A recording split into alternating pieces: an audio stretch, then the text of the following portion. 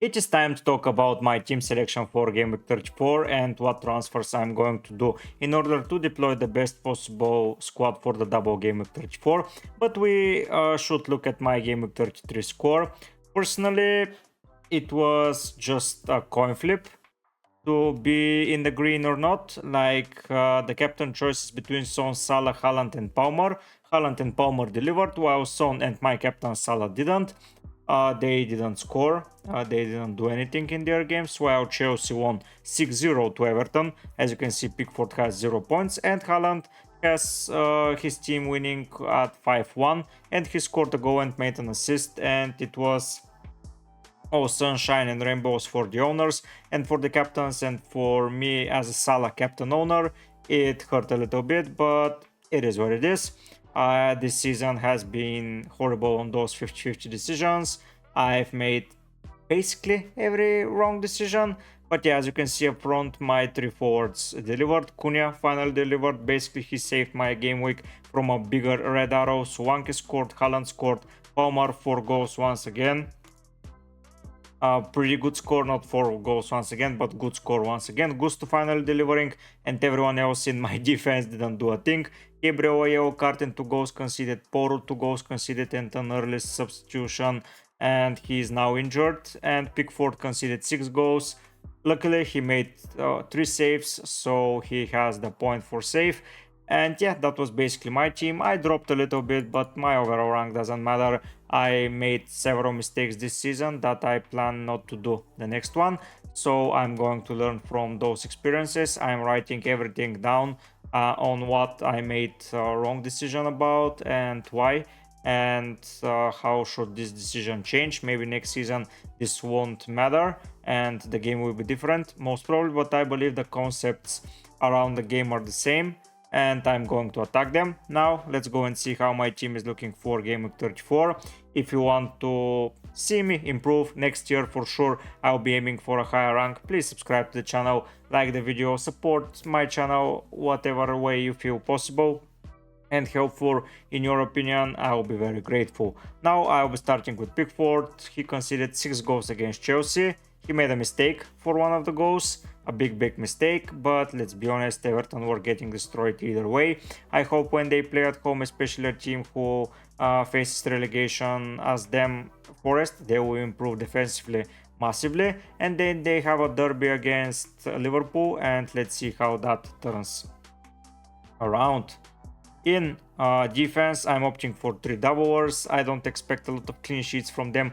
Basically, I'm hoping for a Bournemouth Wolves, either a goalless draw or a high scoring game between Cunha and Solanke, basically. And if Dawson and Zabarni can contribute as well, it will be nice. I don't believe Dawson is getting a clean sheet in any of the games. I don't know if he is even playing, but for now he remains into the squad. 2 home fixtures, all good there.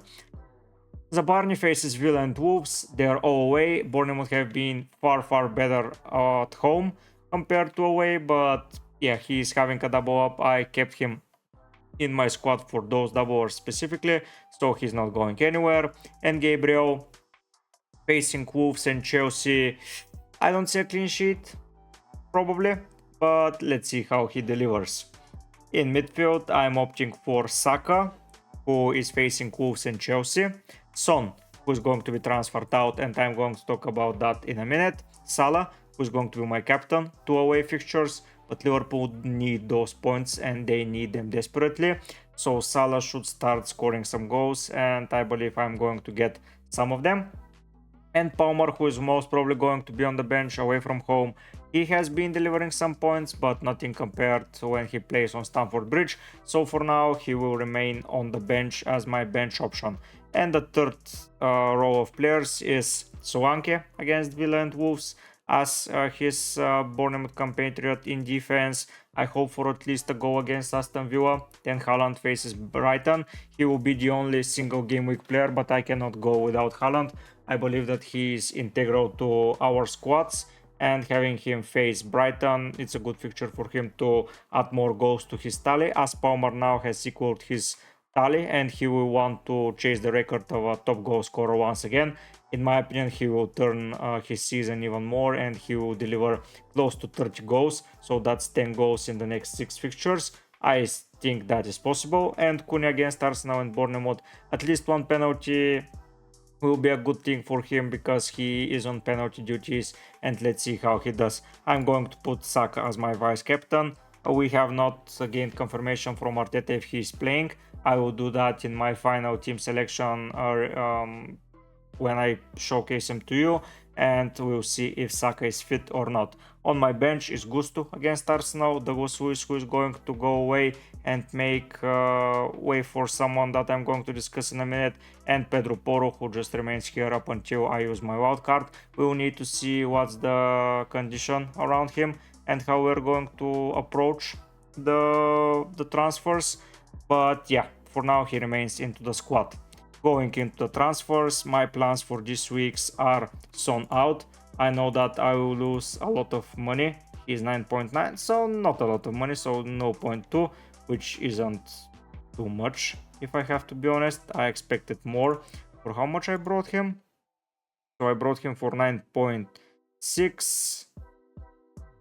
I'm selling him for 9.7 because his current price is 9.9. So even if he drops one more point, I will still get 9.7, which will be ideal.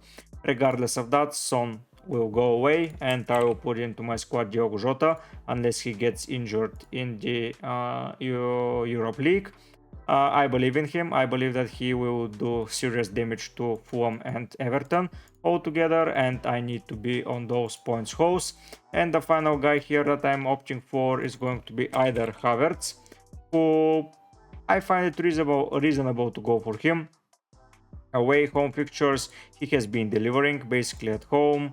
Away, he has been performing to some extent better away, but we'll need to see how they play against against Bayern Munich, sorry, and decide. But the most likely player I'm going to go for is Eze. Penalties, assist potential, goal potential, faces West Ham and Newcastle. Even though Newcastle kept a clean sheet against Spurs, I believe that Eze can have a serious impact on both of those fixtures. Maybe not full 90 minutes as he needs to get back to fitness, as seen here, 76, 63, but before that 3 games in a row for 90 minutes. So I believe that Eze is going to be a great pick. The other guy that I'm deliberating is should I go for Ulisse.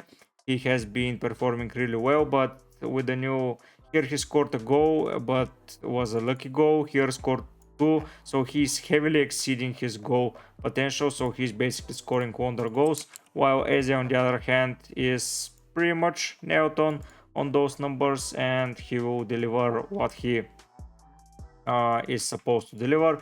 So most probably it's going to be Eze, especially with that penalty potential. I want to have coverage on all fronts, and having 2 Arsenal players, 2 Liverpool players, 2 Bournemouth, 2 Wolves, 1 Crystal Palace and 1 Evertonian, I believe that's a good coverage. I don't own a Sheffield player, but we cannot own them all, can we? So yeah, the things that I'm going to do are going to be like this: Palmer on the bench, and I'm going to play a 3-4-3. We'll see if something else happens and Gusto replaces Dawson, but for now I'm not going to opt for a single game week player instead, unless his name is Haaland. I will not do the transfers yet. I will wait for the confirmation, for some team news, for something like that. If we have them, I will go for most probably those 2 transfers, and I'm just going to risk everything going forward. I don't care about my rank. I just have to finish the season strongly and just play the game as I would like to play it. Let's go and see how the FPL challenge is looking. Players from Burnley, Luton, Sheffield get double points. Okay. So I will opt for Sheffield player for sure. That is going to be Brenton Diaz, as he's the only guy that has a double and it's worth investing in. And from now on, I'm going to put in, let's say, Jose Sano. Who should I go for? David Raya? No, I don't think so. Alisson? Let's go for Alisson. Why not? Why the hell not? So Alisson here.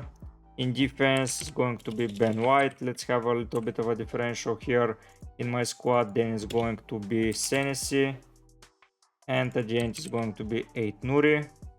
In midfield is going to be Salah, Saka. Then it's going to be Diogo. And the final midfielder is going to be someone else with a double, but is cheap, reliable. Let's put Ulize. Up front, Haaland. Next to him, Cunha. I believe that those players are going to deliver good points, and next to him is Solanke, and most probably I wouldn't have the budget. Let's go for a cheap goalkeeper. Who is it going to be? So all players, goalkeepers, max price of 4.2. So basically I'm going at the end and I'm picking 3.8 Foster. I don't care about him. So transfer in. It's going to be tricky. Let's see, but I don't see a way to include them. Sort by price. 3.9 and 3.8 is the minimum, and it won't be enough. So it's going to be, let's say, Sergio Gomez, and I will need to find a place where I can save some money, and this place is going to be from Diogo Jota. I'm going to remove him. How is just is expensive. Havertz, let's go for Eze, and let's put a proper bench now. Transfer out, then put in Neto in goal. Let's say doesn't matter. And now let's put who should we put in? Let's put in Mikulenko as a defender, and the last guy, we still don't have the money. Come on. So this guy is a goner. We put in Dubravka, and now we have 4.1, and I can go to all players. Defenders 4.4. Let's see who goes for 4.1 is, and it's okay. Mingsong Bona, no, Van Heek is the only option, so that's what I'm going to do. Saving the team. Okay, I'm making the captain, closing, saving. Yeah, okay, this is done. I don't care about this. But yeah, let's go back to fantasy. I talked about my transfers there. Dago Suis and Son out for Diogo Jota, most probably, and Eze. If we have some worries for Jota or Eze, most probably Ulize and Havertz will come in, or Ulize and Luis Diaz, as I would like to own a second Liverpool player. Even though they are not in an amazing form, I believe that they can turn around the luck that they have been lacking and finish the season strongly. Let's hope that happens as a Liverpool fan. I hope you enjoyed that video. I'll be preparing some more extra information for the upcoming Gameweek 34, and we're going to hope to finish the season strongly. Let's aim for a top 200k finish. It's going to be hard because I'm far away, but let's make it possible.